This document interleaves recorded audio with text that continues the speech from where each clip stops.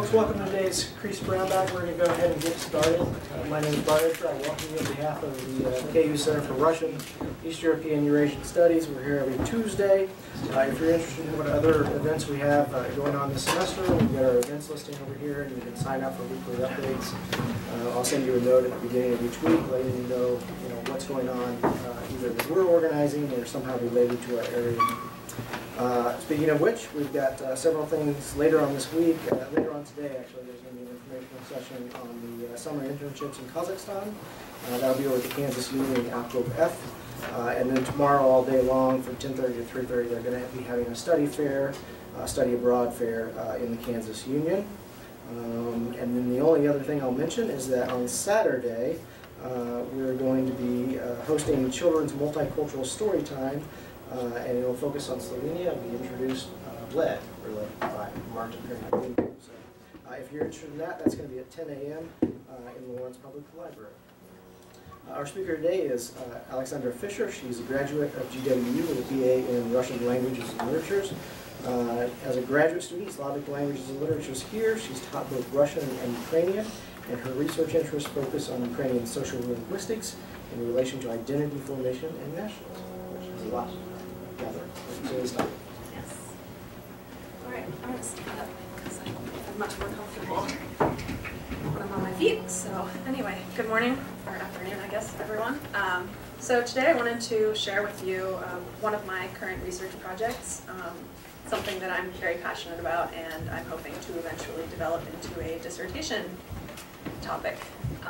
So that is Ukrainian language and identity and examining the development of language attitudes in modern Ukraine. So, before I get started, I wanted to clarify a couple of key items because it's very important that we distinguish these various ideas as I will be using them quite frequently through the course of my presentation. So the first one is language policy or language politics. So that refers to the political, legislative, or judicial discourse and implementation of policies with regard to the role and regulation of language in society. So basically, how does politics play a role in language and in our society when it comes to language? The next one is language identity. So this is how language defines and distinguishes an individual or group as a social entity. And it's important to note that this language does not necessarily have to be the individual or group's primary means of communication. So, for instance, in the case of Ukraine, someone can identify themselves as Ukrainian native speaker, but maybe they use Russian primarily in their daily life. This is in contrast to language use, so in that sense, languages that are actually being used by an individual or group, particularly in conversation. So this is basically like you're a fly on the wall and this is what you are hearing, the actual person, what's actually coming out of their mouth. So I thought to get started, in order to put things into perspective so that we can better understand what's going on today, I wanted to look at some of the research that has been done since the collapse of the Soviet Union.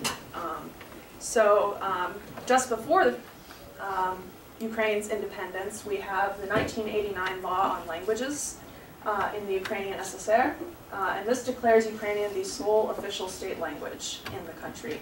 So Russian used to be alongside Ukrainian, as both were official state languages, and then in 1989 it loses this distinction.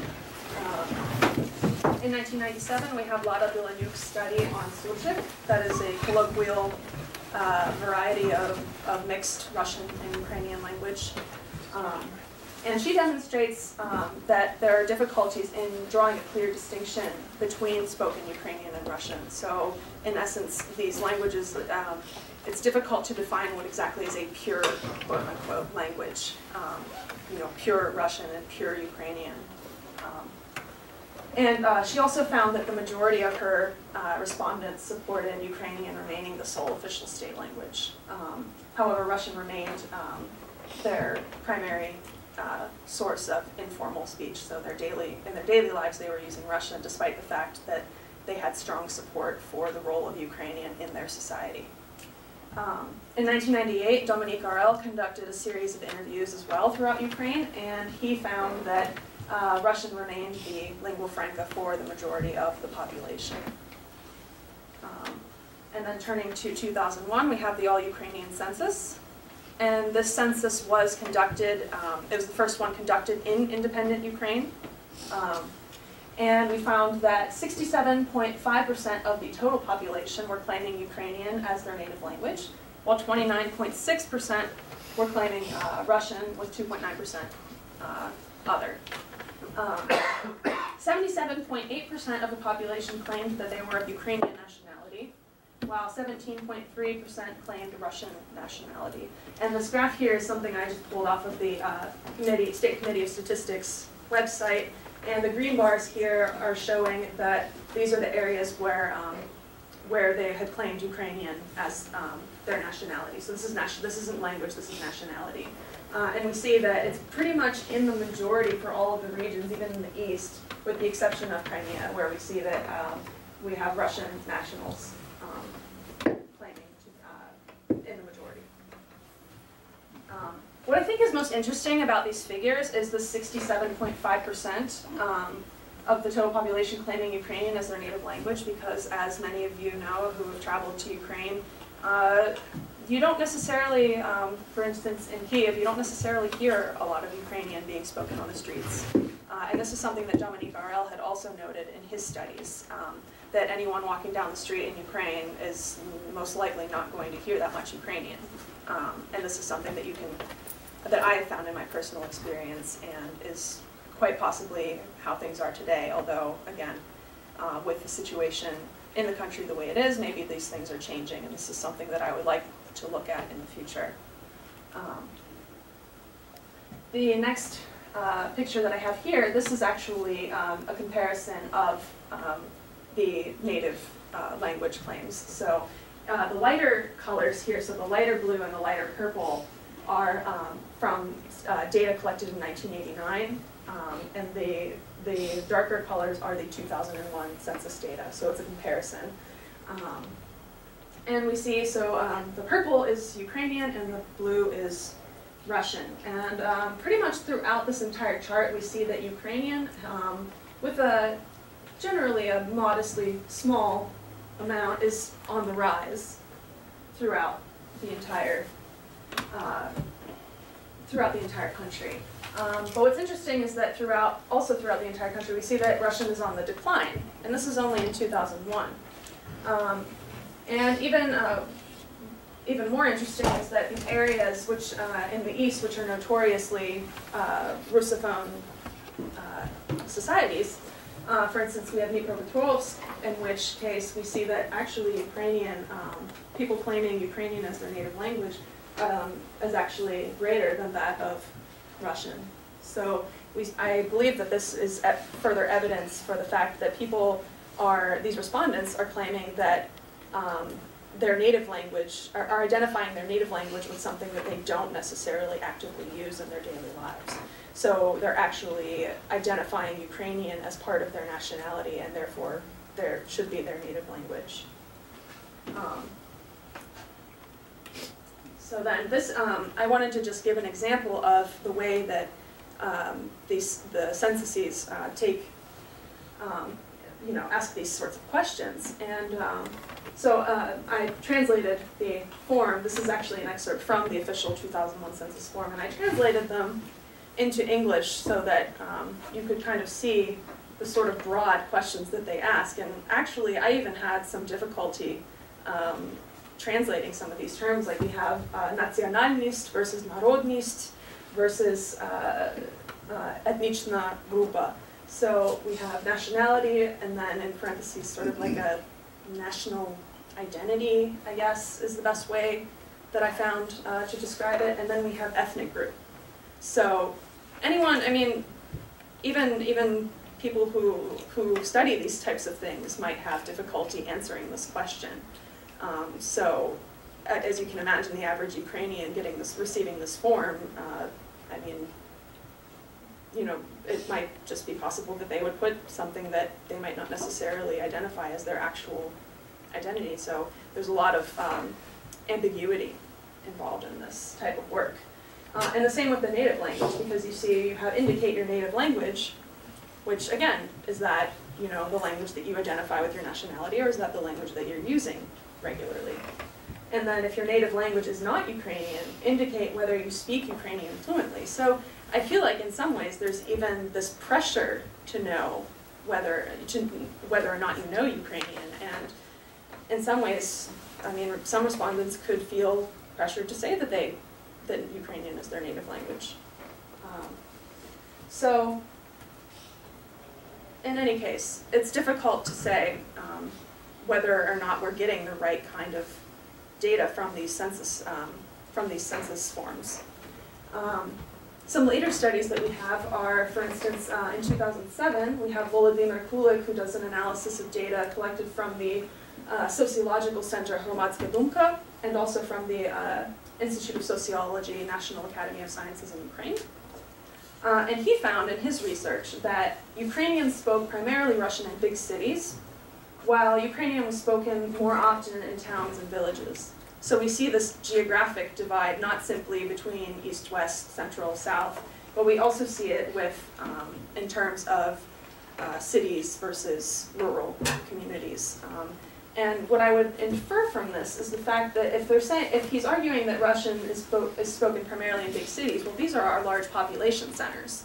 So we could probably take this to mean that there would be a larger amount of Russian speakers than Ukrainian speakers overall, if the Ukrainian speakers are more marginalized to these rural areas where the population density is significantly less. Another interesting point was that he found that age was not really a factor in determining the language of choice in the population. This was something that I found particularly interesting because I had originally hypothesized that the post-Soviet generation, that is, the people who grew up mainly in the post-Soviet era and spent most of their years in that time period, would have spoken more Ukrainian, just because at that point Ukrainian was the official state language. It was the language of instruction in schools. So you would think that they would use more Ukrainian than they actually do. But again, still, in spite of all that, at home they were still speaking Russian. So Russians still retained this prevalence in their lives. And I think that's just something important to note. And then lastly, he also found that the majority of his respondents supported bilingualism and advocated teaching Russian in schools along with Ukrainian. So we see this sort of general acceptance of Russian in society. Now, again, this is in 2007, so whether or not this remains true today has yet to be seen. In 2012, so a little bit more recent, we have a study by the sociological group Rating, which is a company, I think, based in Kyiv.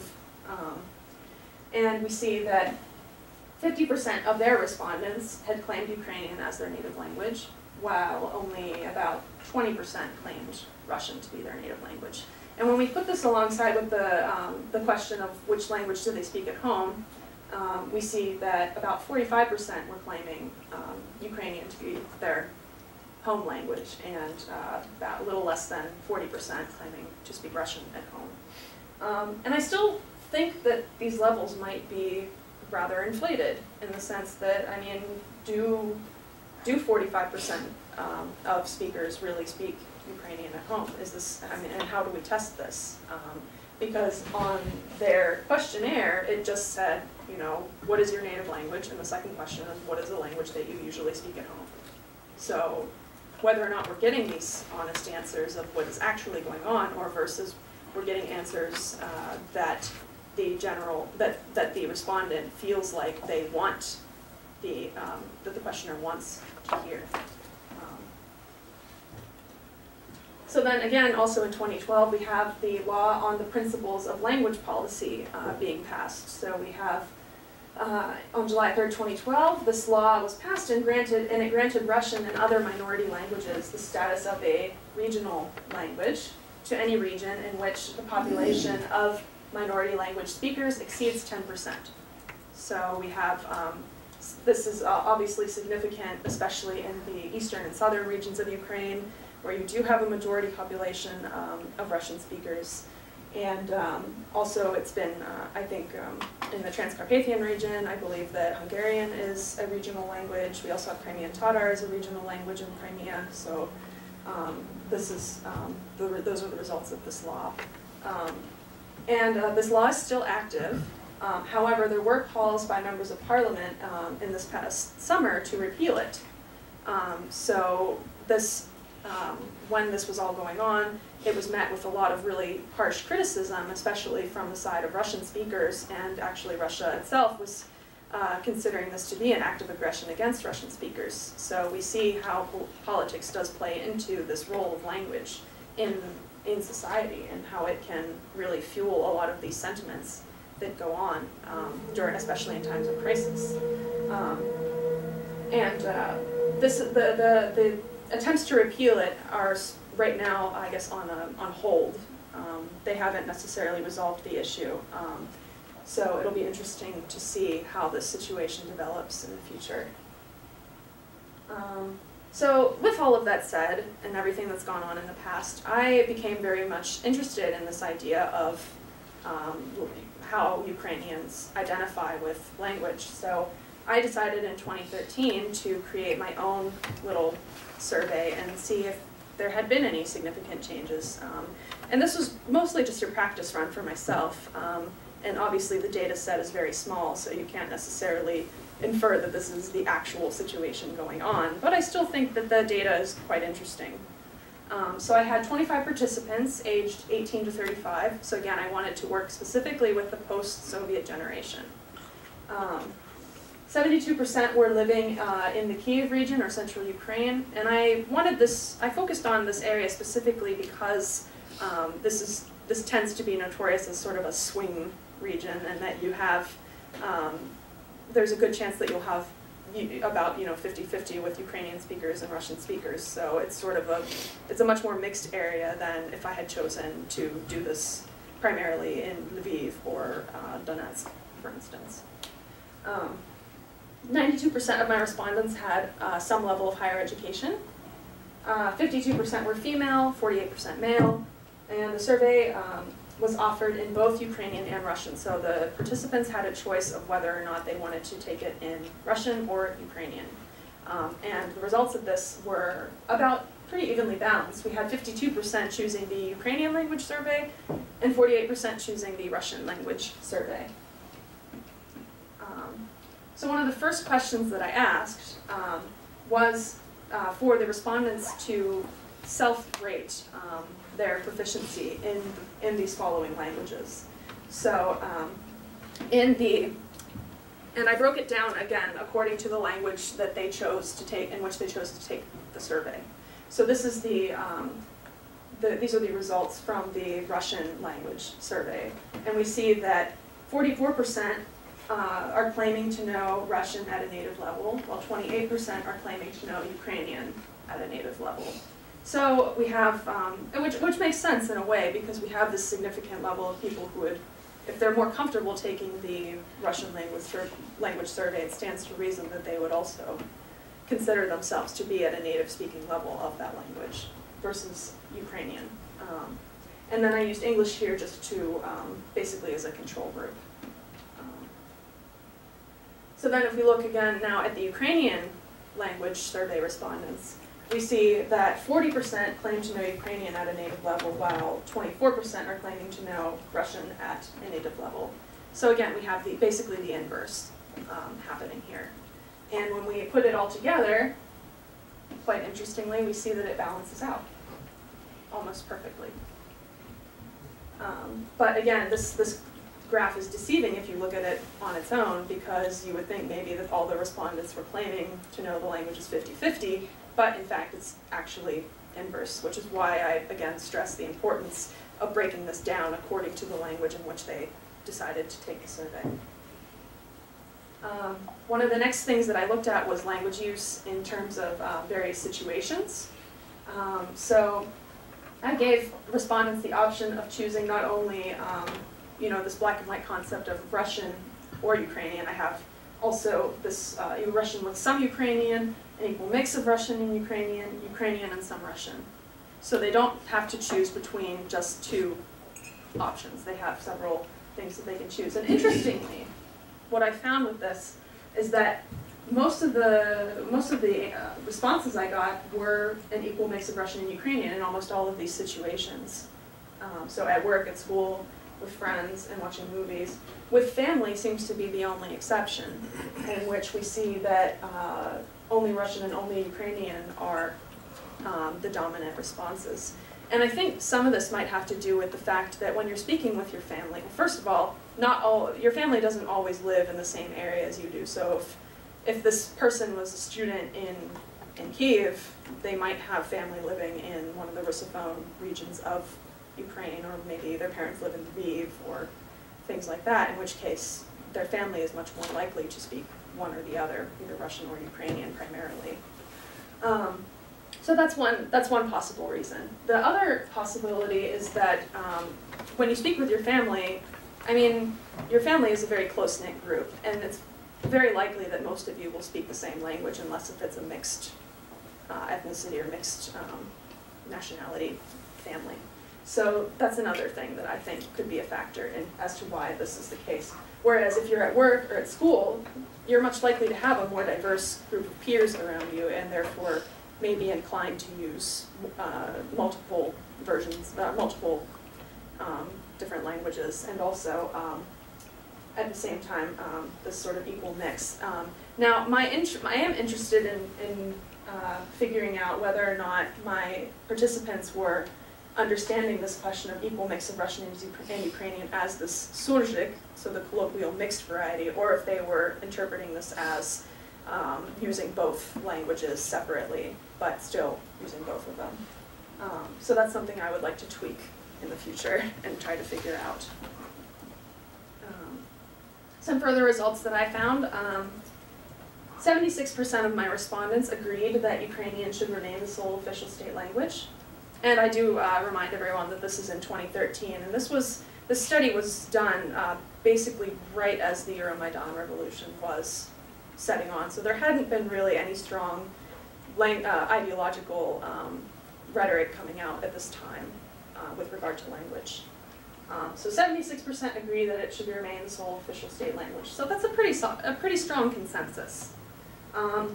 The next question, Russian classes should be mandatory in schools. We have 40% agreeing and 44% disagreeing. So here we see that with regard to Russian, we have sort of this idea of mixed feelings, right? So it's not quite as strong, there's not quite as strong of a consensus as we have with the first question. All Ukrainian children should be taught English in school. We have 76% agreeing. So again, we have this stronger consensus towards this other language that's not necessarily part of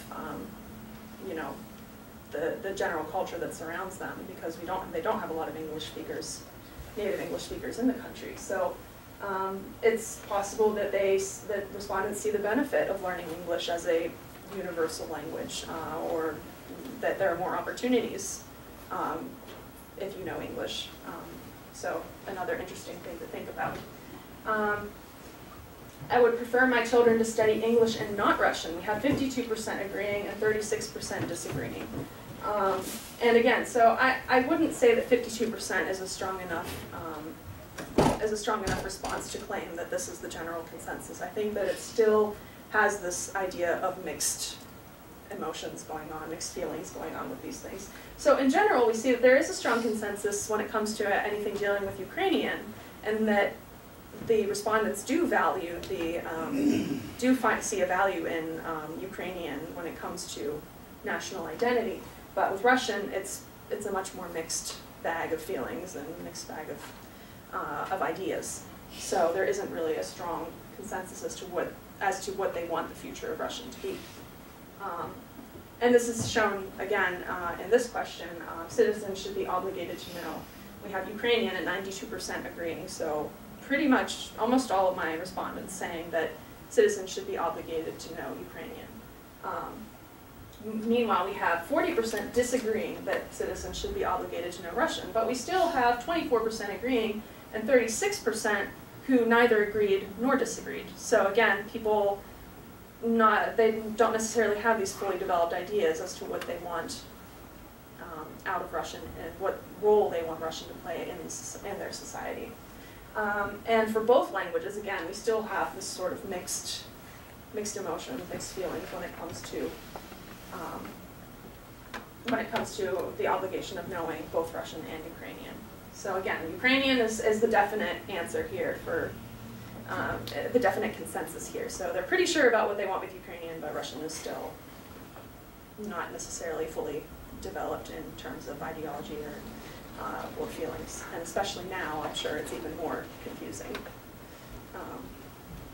So some research questions that I have for future consideration are the following. So how has the language situation developed since the Euromaidan revolution in 2014?